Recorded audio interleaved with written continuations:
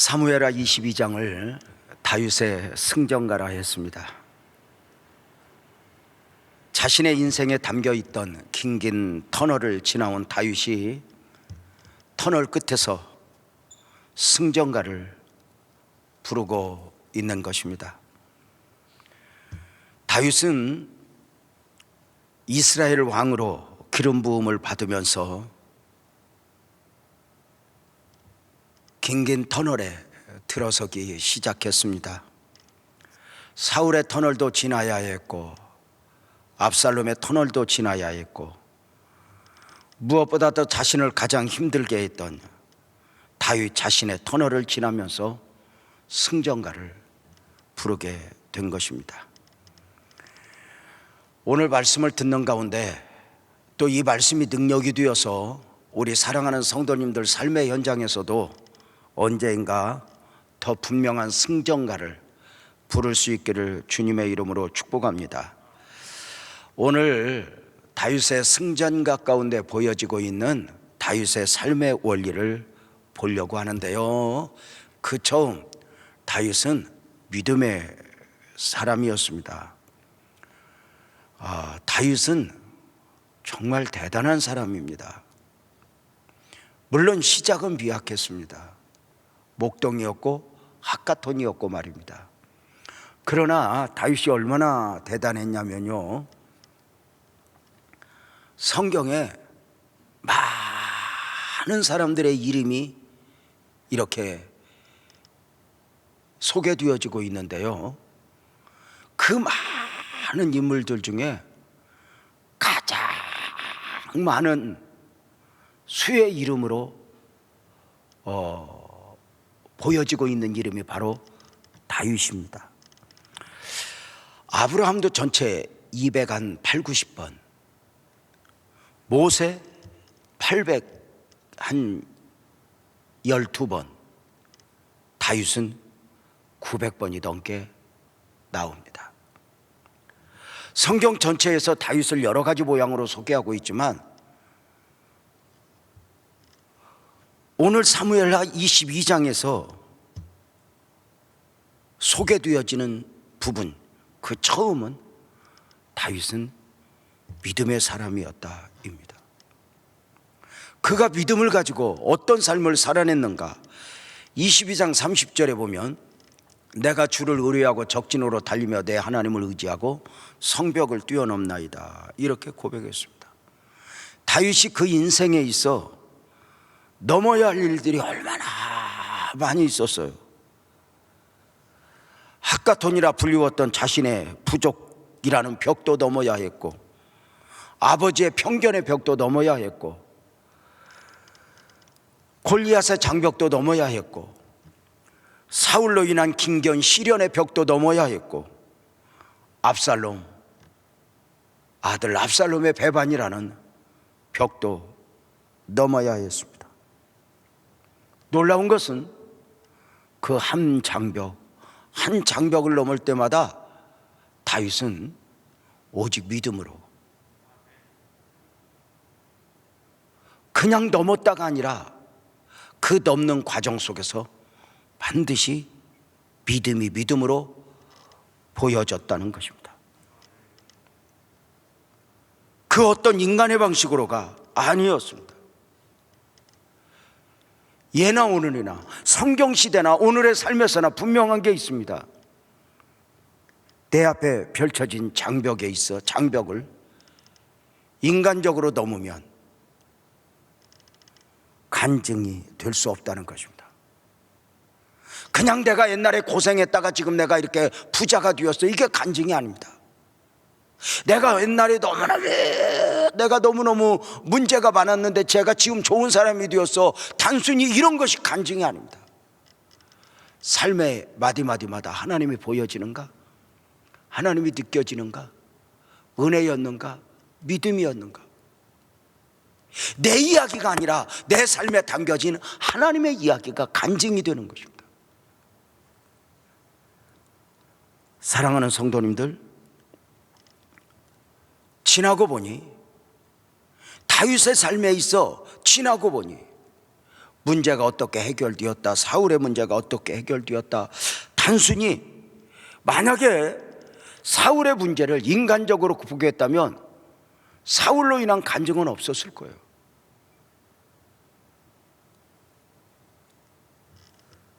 다윗은 골리앗 앞에서도, 사울이라는 문제 앞에서도, 압살롬이라는 문제 앞에서도 믿음의 사람으로서 자기 자신을 꼭 지켜내었습니다. 다윗도, 우리 복음적 그리스도인들도 믿음에서 무너지면 다 무너지는 것이 됩니다.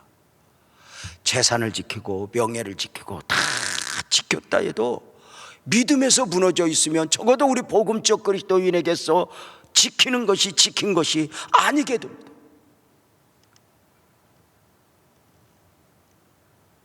다윗은 오직 믿음이었습니다. 수많은 전쟁의 장벽, 수많은 문제들을 오직 믿음이라고 하는 울타리 안에서 한 장벽 한 장벽을 극복했습니다. 그 장벽을 넘는 가운데 다윗의 고백 중에 22장 34절에 보면은 이런 고백이 있습니다. 나의 발로 암사슴 발같게 하시며 나를 나의 높은 곳에 세우시며. 이 의미를 우리는 잘 몰라요. 근데 이 의미를 잘 알았던 하박국 선지자가 이 다윗의 고백이 얼마나 좋았는지 같은 고백을 하고 있는 모습을 보게 돼요. 하박국 3장 19절이죠. 하박국 선지자가 이렇게 고백하네요. 주 여호와는 나의 힘이시라. 그 다음 보세요. 나의 발을 사슴과 같게 하사 나를 나의 높은 곳으로 다니게 하시리로다. 놀랍게도 하박국 선지자는 다윗의 고백을 흉내내고 있어요. 그 의미를 알고 있기 때문에요. 하박국 선지자가 어떤 상황 속에서 이 고백을 했는가 우리가 잘 알죠. 당시 하박국 선지자의 상황이 어떠했죠? 우리가 19절을 읽었는데 앞에 있는 부분을 한번 볼까요? 16절에서 18절까지인데요 우리 한 목소리로 한번 읽어봅시다. 시작. 내가 들었으므로 내 창자가 흔들렸고 그 목소리로 말미암아 내 입술이 떨렸도다. 무리가 우리를 치러 올라오는 환난 날을 내가 기다림으로 썩이는 것이 내 뼈에 들어왔으며 내 몸은 내 저수에서 떨리는도다. 비록 무화과 나무가 무성하지 못하며 포도나무에 열매가 없으며 감람나무에 소출이 없으며 밭에 먹을 것이 없으며 우리의 양이 없으며 요양관에 소가 없을지라도 나는 여호와로 말미암아 즐거워하며 나의 구원의 하나님으로 말미암아 기뻐하리로다. 그리고 이렇게 결단을 하고 이렇게 선포를 하고 이렇게 하기 위해서 다윗이 하박국 선지자가 다윗의 고백을 흉내내면서 주 여호와는 나의 힘이시라 나의 발을 사슴과 같게 하사 나를 나의 높은 곳에 세우시며 이렇게 고백했던 것입니다. 아무것도 없었습니다. 무화과 나무가 무성하지 못하며 포도나무에 열매가 없으며 감람나무에 소출이 없고 밭에 먹을 것이 없고 요양간에 소가 없어도 나는 여호와로 기뻐할 거야. 그러면서 그렇게 결단하면서 고백이 무엇이었다고요? 나의 발을 사슴과 같게 하사. 왜 다윗도 하박국도 이렇게 고백하면서 감격했을까요? 이 말씀의 의미를 사슴의 특성 중에 하나로 설명하는 것을 책에서 읽었습니다. 사슴의 특성 중에 하나가 무엇이냐면 사슴은 죽어가면서도 끝까지 사슴의 자태를 잃어버리지 않는다고 그래요. 예를 들어서 포수가 총을 쏴요. 그러면 사슴이 총을 탁 맞게 돼요. 그러면 본능적으로 죽어가는 동물들은 누워서 팔딱팔딱 되거든요. 근데 사슴은 마지막 힘이 남을 때까지 다시 일어서고 다시 일어서고 쓰러져도 다시 일어서고 그래서 심지어 다리를 콕 고닥에 세운 가운데 숨이 넘어가기도 한대요. 사슴의 자태를 잃어버리지 않는 거죠. 내가 사슴이야. 마치 이런 것 같죠. 내가 사슴이야. 내가 그리스도인이야. 내가 하나님의 사람이야. 나의 발을 사슴과 같게 하사. 이 말은 무슨 말이십니까? 어떤 가운데서라도 신앙인의 자태를 잃어버리지 않게 하소서. 이것이 바로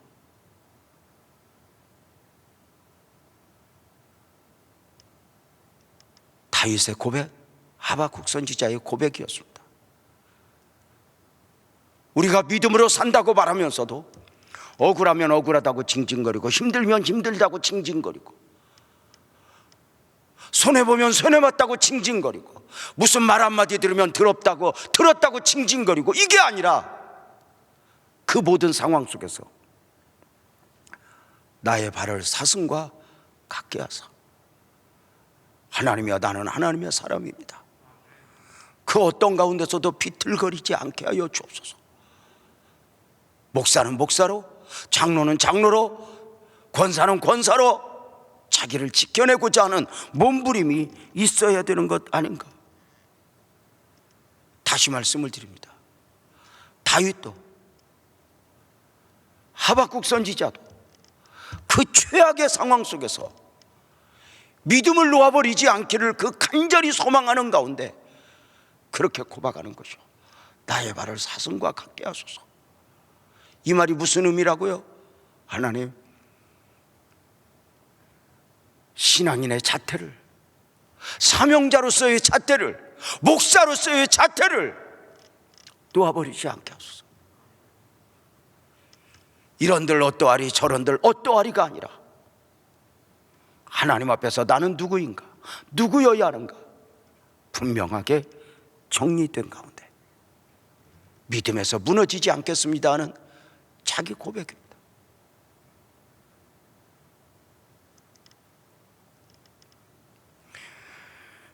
다음으로 나를 나의 높은 곳에 세우시며 이렇게 기도합니다.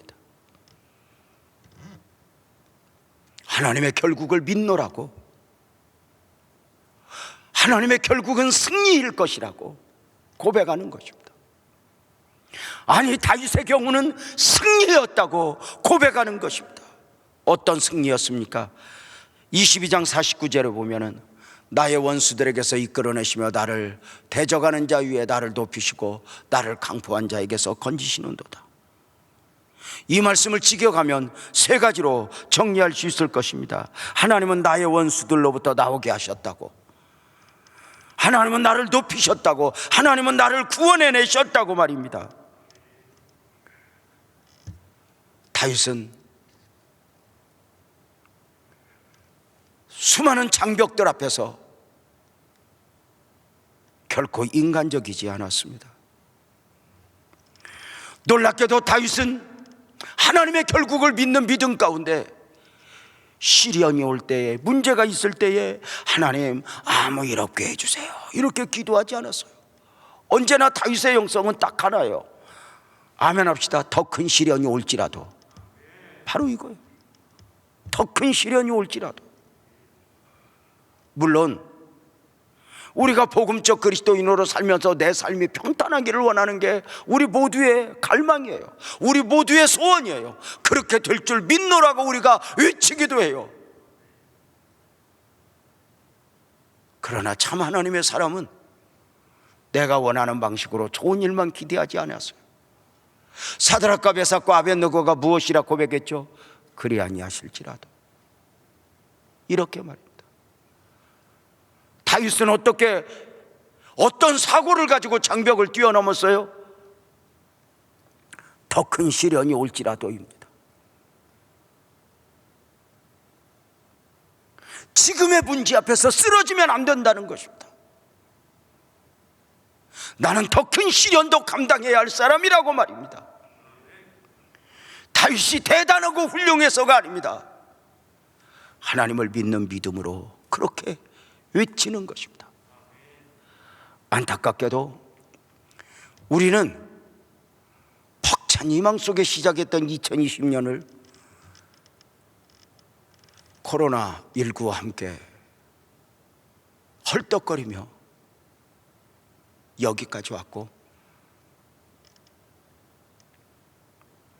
이제 선택의 여지 없이 21년을 맞이해야 하는데 전망이 그렇게 밝질 않아요.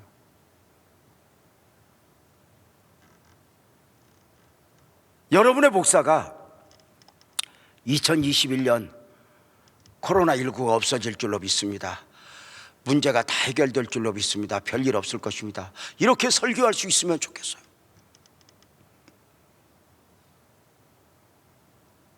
아니, 그렇게 되는 것이 우리 모두의 소망이에요.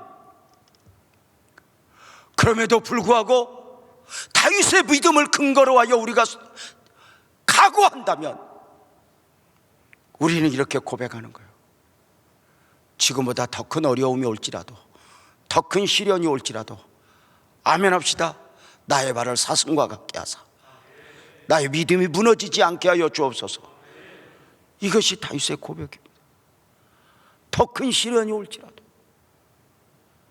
더 힘든 일이 있을지라도 나는 믿음을 지켜내겠습니다. 나는 믿음에서 무너지지 않겠습니다. 이렇게 말입니다.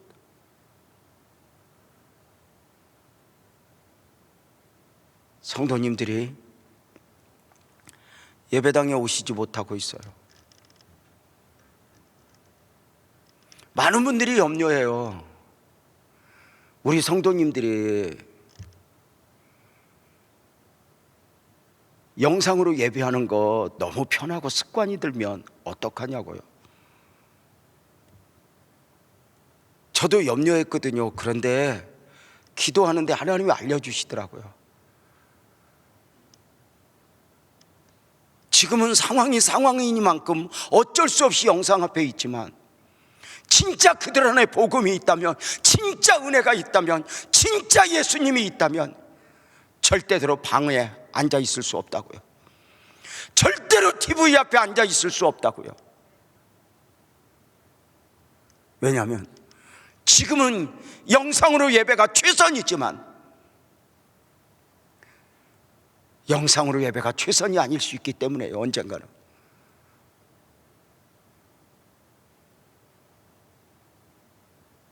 성도님들,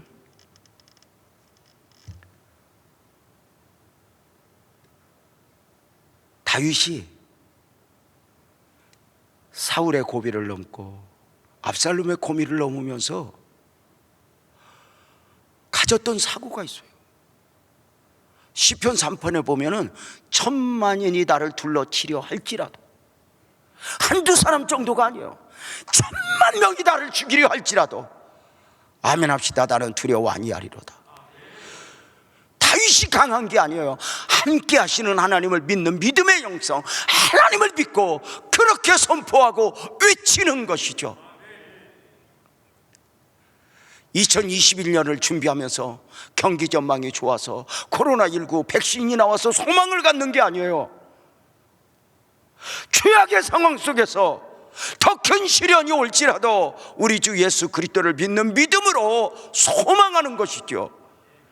아멘 합시다. 예수 안에 소망이 있습니다. 예수 안에 길이 있습니다. 예수 안에 전부가 있습니다. 그렇게 우리는 또 외치고 또 외치고 또 외치면서 달려가는 것입니다.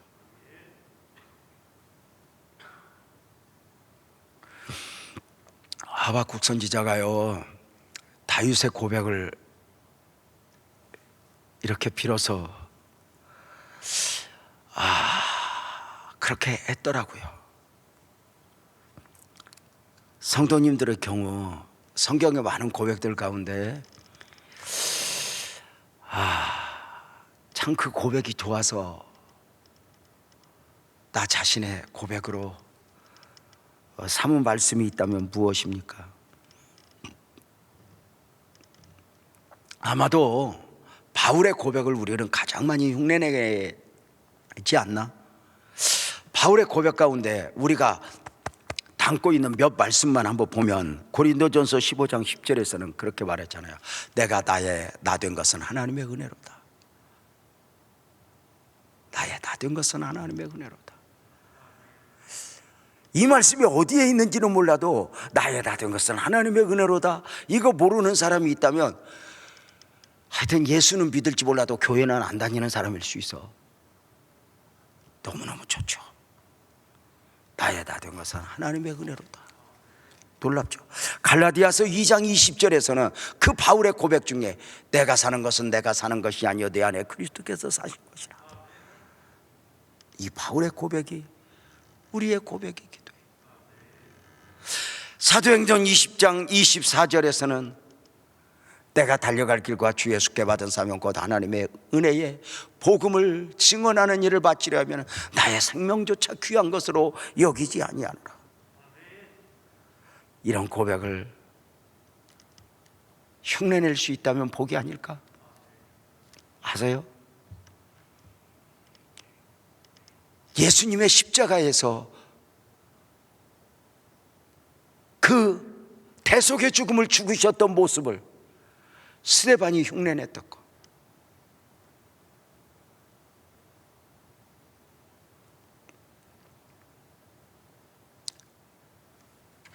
이 성경 안에 여러분의 욕심이 이 안에 있어요? 아니면 이 밖에 있어요?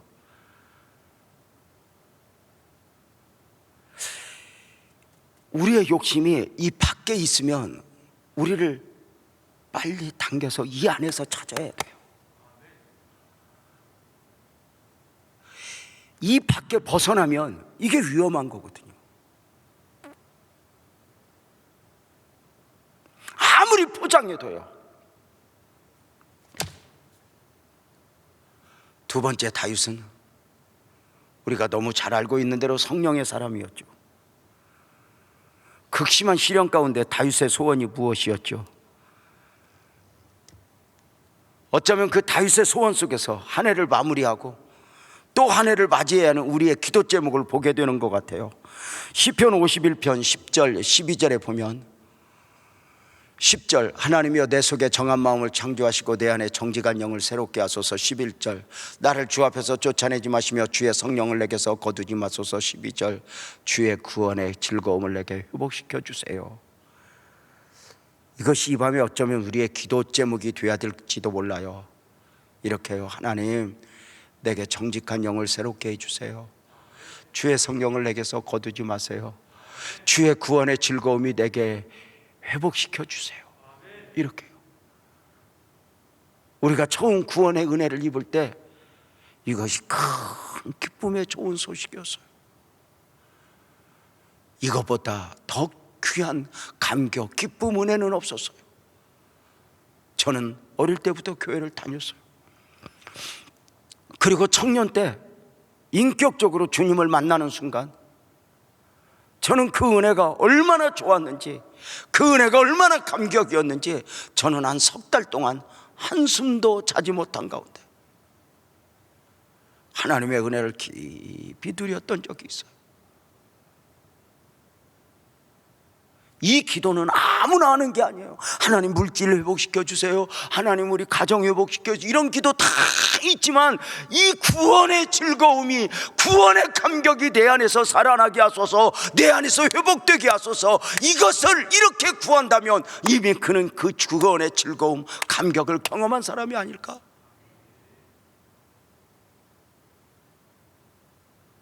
혹시 구원의 즐거운 감격을 모를 수도 있어요. 코로나19가 그렇대잖아요. 어떤 사람은 확진자인데도 증상이 없다고요. 우리가 구원을 받았지만 그 구원의 감격을 모를 수도 있어요. 그러나 경험했다면 느낌이 다르죠. 이 밤에 우리가 한 해를 마무리하면서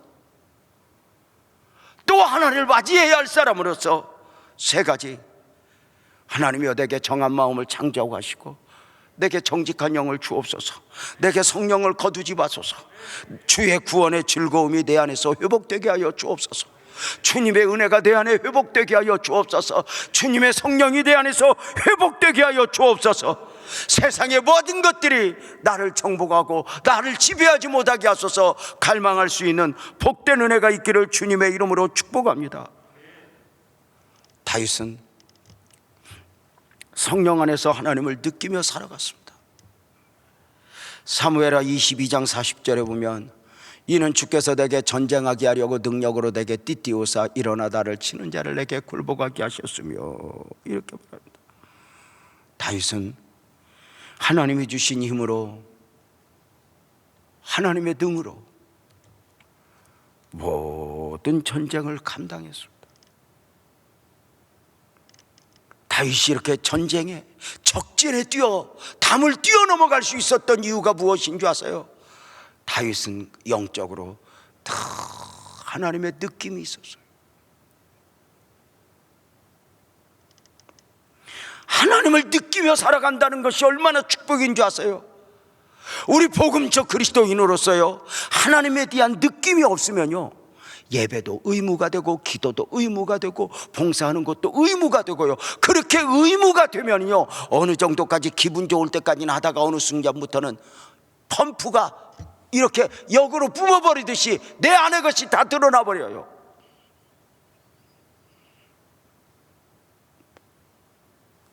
하나님을 느낀다. 그 느낌이 너무 좋아서, 그 하나님의 느낌이 너무 좋아서 다윗은 주의 성령을 내게서 거두지 마세요 고백하는 거예요. 사랑하는 성도님들, 우리 복음적 그리스도인으로서, 목사로서 삶을 살아가면서 있잖아요, 중요한 결정을 내리고 선택을 할 때 하나님을 느끼면서 결정을 내리고 선택을 하잖아요. 그러면 결국 실수도 실수가 아니게 되더라고요. 그런데 하나님에 대한 느낌이 없이 어떤 결정을 내리고 선택을 할 때 욕심으로, 감정으로 하게 되면요, 물론 상황은 좋아질 수 있지만 감동은 없어요. 느낌이 있는가? 다윗은 이렇게 기도했거든요. 주의 구원의 그 즐거움이 내게서 회복되게 하소서.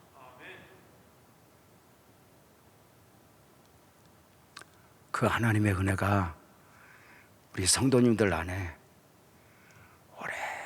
오래 안에 느껴지고 간직되어지기를 주님의 이름으로 축복합니다.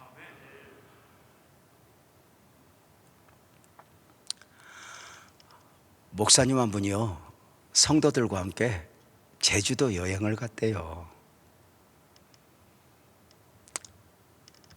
목사님도 오랜만에 여행인지라 성도들도 함께하는 여행이 얼마나 들떠 있었는지 그저 다 잊고 그 제주도 여행의 기쁨을 누리는 가운데 유채꽃 밭에 가게 되었대요. 너무너무 아름다웠는데요, 버스를 세우고 성도들과 함께 올라가서 유채 그 밭에서, 노랗게 핀 그 밭에서 흥분을 하여서 사진을 찍고 있는데 갑자기 성도 한 분이 유채꽃 그 도랑 옆에 바닥에 앉아서 울면서 기도하더래요. 그래서 목사가 너무 놀라서 가까이 가서, 성도님 무슨 일이 있어서 이렇게 여기서 이렇게 갑자기 울면서 기도하세요? 그랬더니 하나님 앞에 너무 죄송해서요. 뭐냐고 그랬더니 유채꽃이 너무 예뻐서 하나님을 잠깐 잊어버렸대요. 그 소리를 듣고 목사님이 회개했다잖아요. 목사는 아침부터 하나님이 생각이 안 났는데. 하나님을 느끼며 살아간다? 이것이 힘이고 능력이 아닐까?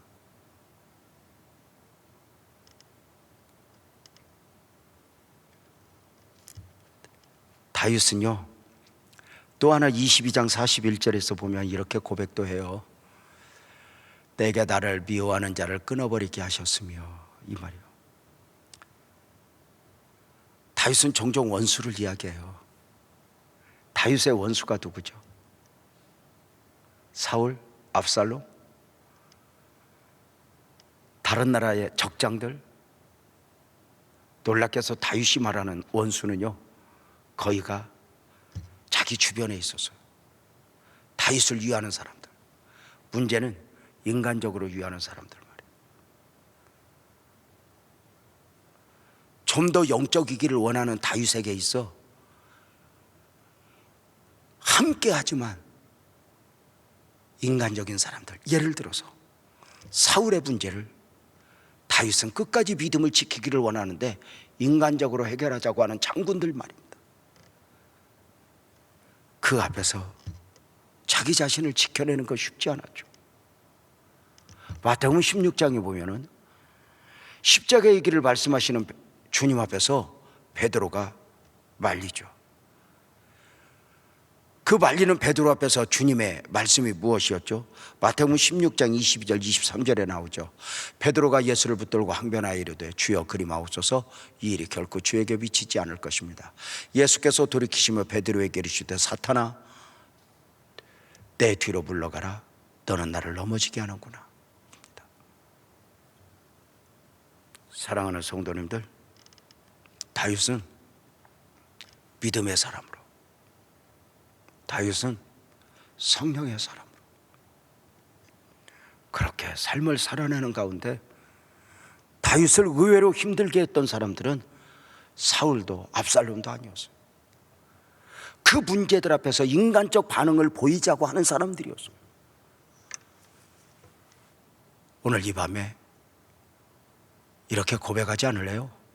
주여 나를 좀 더 영적이게 하소서, 인간적이지 않게 하소서.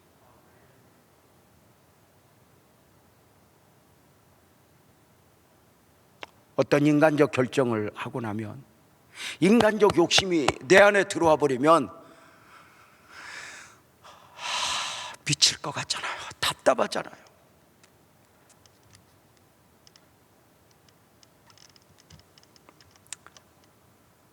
또 하나 다윗이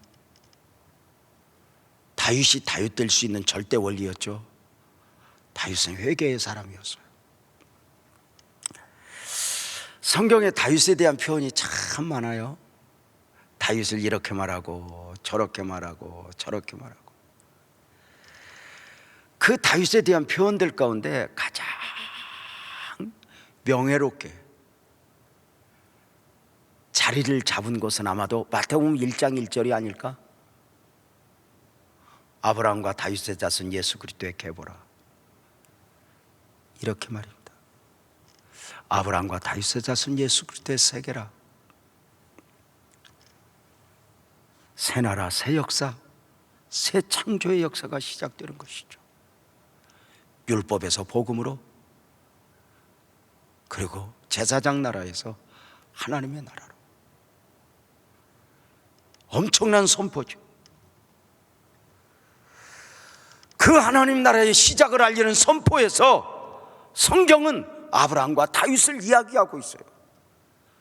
아브라함과 다윗을 이야기하는 것이 바로 뭘까요?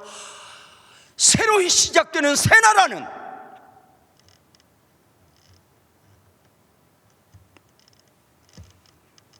더 이상 혈통이 아니라 바로 믿음과 회개 안에서 세워지는 나라라고요. 그래서 주경학자들은 아브라함을 믿음의 조상, 다윗을 회개의 조상이라고 이야기를 해요. 다윗이 다윗 될 수 있었던 이유는 다윗이 잘나서가 아니에요. 다윗도 우리만큼 넘어졌고 다윗도 우리만큼 쓰러졌어요. 그런데 분명한 것은 다윗은 10번을 쓰러져도 또다시 하나님을 향하여 마음을 두고 회개했어요.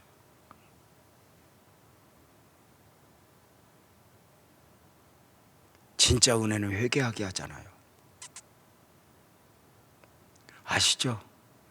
참 은혜는 회개와 함께 있어지는 은혜가 참 은혜예요. 진짜 은혜는요, 말씀을 들을 때 좋은 것만이 아니에요. 회개하면서 함께 은혜가 밀려오잖아요. 말씀을 듣는 가운데 주님 죄송해요, 내가 잘못했어요.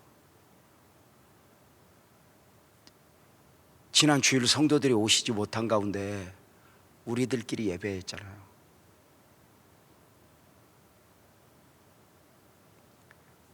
예배를 바치고 1부 예배를 바치고 2부 예배를 드리기 위하여 가는 동안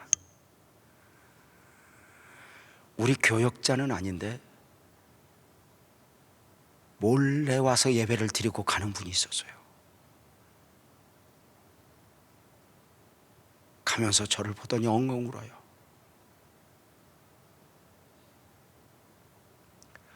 오랜만에 예배당에 오셔서 좋으셨죠? 했더니 네 하면서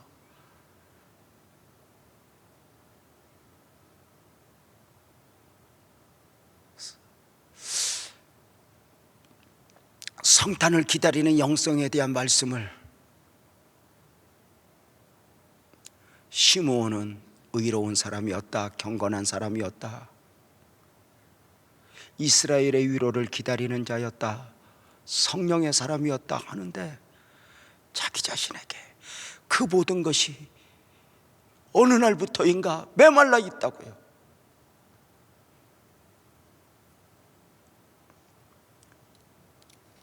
진짜 은혜는 기도하고 싶잖아요.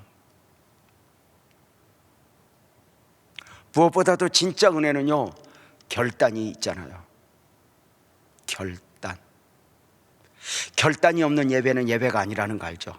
결단이 없는 기도는 기도가 아니라는 거 알죠? 마귀는요, 결단하지 못하게 해요. 우리가 회개할 때 진짜 회개는 결단이거든요. 근데 마귀는 참소해요. 아이고 너 다음에 또 죄질 건데 뭐 이렇게 회개해봤자 뭐 소용이 있을 줄 알아? 네, 인정해요. 그러나 넘어지고 또 넘어질지라도 또 그 결단이 깨질지라도 나는 오늘 또 결단하는 거예요. 주님, 내가 이기겠습니다. 주님, 나는 승리하겠습니다. 주님, 나는 끊어버리겠습니다. 돌아서겠습니다.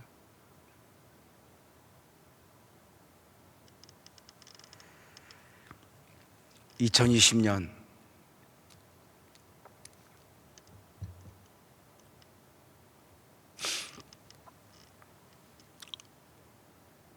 벌써 중반부를 넘어가네요.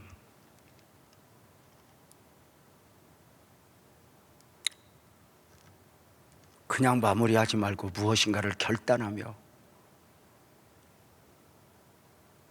2020년 남은 시간을 잘 그려냈으면 좋겠다 싶어요. 그리고 남이 하지 않는 결단, 나만의 결단과 함께 2021년 새해를 맞았으면 좋겠어. 그저 막연하게 아이고 돈 벌었으면 좋겠다, 그저 막연하게 우리 애들 결혼했으면 좋겠다, 이런 거 다 좋아요. 그러나 주님이 그러시잖아요. 너에게 있어야 할 거 내가 다 알아. 그런데 오늘 예배당에 앉아 계신 목사님들도 마찬가지예요. 그저 코로나19 이 이야기하면서 그저 세월 탓이나 하고 그럭저럭 12월 보내고 그럭저럭 1월 맞이하면 정말 우리는 땅을 칠 일이죠.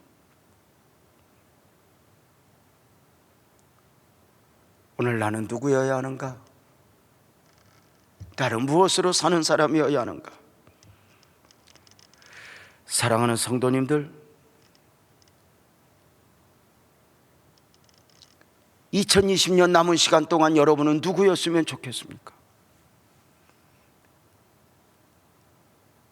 지금까지 무너졌을지라도, 지금까지 무너졌는데 뭐 앞으로 아니요, 내가 남은 기간이라도 나는 믿음일 거야.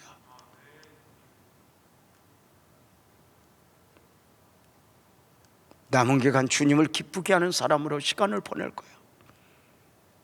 영상 앞에 예배하지만, 영상 앞에서 기도하지만 적어도 내 가슴 속에 있는 하나님을 빼앗아갈 수 없어. 나는 하나님을 놓을 수 없어. 그 간절함, 그 사모함이 우리 모두에게 있었으면 좋겠어. 수많은 유혹들 앞에서, 수없이 들려오는 불안, 초조, 공포의 소리들 앞에서 나의 발을 사슴과 같게 하사 아멘 합시다. 주여, 나로 하여금 신앙인의 잣대를 놓아버리지 않게 하소서. 비틀거리지 않게 하소서. 또 일어나고 또 일어나게 하소서. 하나님, 내가 결단합니다. 남은 시간 그저 코로나19 그 뉴스를 보면서 세월 탓하듯 아니라, 그럼에도 불구하고 나는 또 결단합니다.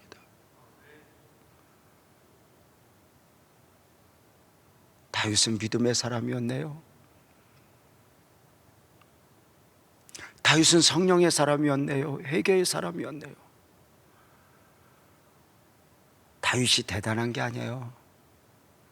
다윗을 다윗되게 하셨던 그 하나님, 그 하나님 안에서 몸부림쳤던 다윗.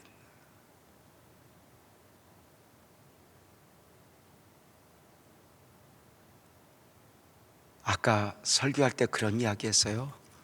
우리의 소망, 우리의 기대가 이 안에 있었으면 좋겠다고. 이 밖에 있는 것이 있다면 끌어와서 이 안에서 답을 찾자고. 왜요? 우리는 구원받은 자잖아요. 우리는 그 구원의 은혜를 아는 사람들이잖아요. 특별히 여기 목사님들은 그 구원의 감격 앞에서 다 내려놓고, 돈 더 벌어 뭐 이런 거 다 내려놓고 주 앞으로 왔잖아요. 그런데 그 하나님이 느껴지지 않으면, 구원의 감격이 우리가 사라졌다면 우리가 무엇으로 이겨내야 할 것인가? 영상 앞에서 예배하고 있는 성도님들, 오늘이 2020년 마지막 금요 기도회라고 했어요. 물론 새벽 기도회 계속 있겠지만요, 오늘 이 마지막 나는 누구여야 하는가? 성도님들과 함께 부르고 싶은 찬송이 있어요. 나는 주님께 속한 자도요. 이 찬송하면서 우리 함께 기도하고 오늘 밤 기도회 마치려고요. 나는 주님께 속한 자도요 찬송합니다.